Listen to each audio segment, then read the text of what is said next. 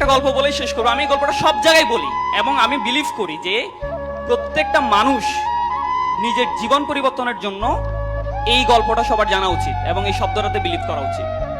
আমি সবসময় বলি যে পৃথিবীতে দেখবেন আপনারা সবাই দুটো প্রাণী আছে যে যারা তাদের নিজ নিজ জায়গায় তারা রাজা।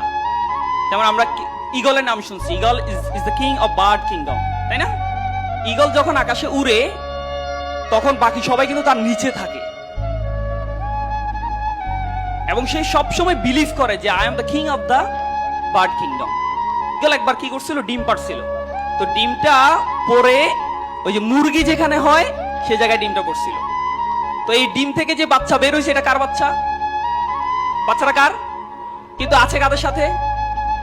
এখন এই বাচ্চা যখন ডিম ফুটে যখন বাচ্চা হইলো তখন সে তার আশেপাশে দেখতেছে সব মুরগি, এমনকি সে নিজেকে ঈগলের বাচ্চা চিন্তা করবে? করবে বলেন? সো নিজেকে বরাবরের মতো ওই মুরগির বাচ্চাই চিন্তা করলো। করে যখন সে একটু বড় হচ্ছে, লাফাইতে দেখে, তার মাকে বলতেছে যে এরা লাফায় কেন, এত লাফায় কেন? বলছে তুমিও পারবে একটু লাফাইতে। তো লাফায় এতটুকু উঠে। সে বিলিভ করছে যে মুরগি মানে হচ্ছে এর চেয়ে বেশি উঠতে পারে না, তাই তো নাকি? কিন্তু আসলে কি সে মুরগি ছিল? ছিল না। তো সে কিন্তু মুরগি না, সে কিন্তু ঈগল। সে যদি বিলিভ করতো যে I am the king of the bird kingdom, তখন কিন্তু সে আকাশে থাকতো। তাহলে এই যে বিশ্বাসটা, দৃষ্টিভঙ্গিটা, এটা যদি আমরা চেঞ্জ করতে না পারি, যত ক্যারিয়ার মিট আপ, যত স্কুল অফ ইঞ্জিনিয়ার, যত ধরনের মোটিভেশনাল সেশন আমরা নিই, বাট আমার নিজেকে আমি ডেভেলপ করতে পারবো না।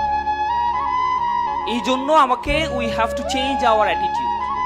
সো এই দিস ইজ অ্যাটিটিউড। আর একটা গল্প বলি, the king of the jungle নাম কি? লায়ন।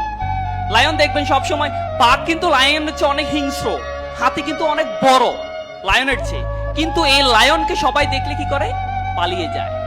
কারণ ওই যে বাঘ, ওই যে আপনার জিরাফ আছে, তারা কিন্তু অনেক বড়, বাট বিলিভ করে the eater is coming to me. একটা হিংস্র লায়ন আমার দিকে আসছে, আমাকে খেয়ে ফেলবে। এই জন্য এটা কি তার ফিলিংস, তার অ্যাটিটিউড। তার অ্যাটিটিউড হচ্ছে সিংহ সামনে আসা মানে আমাকে খেয়ে ফেলবে, সেজন্য সে পালায়। আর লায়নের অ্যাটিটিউড কি? I need to take my lunch. I am so much hungry. সামনে যা আছে সব খাই ফেলতে হবে। কি জিরাফ, কি এলিফ্যান্ট, I don't care, আমার খাইতেই হবে তাকে। This is the attitude.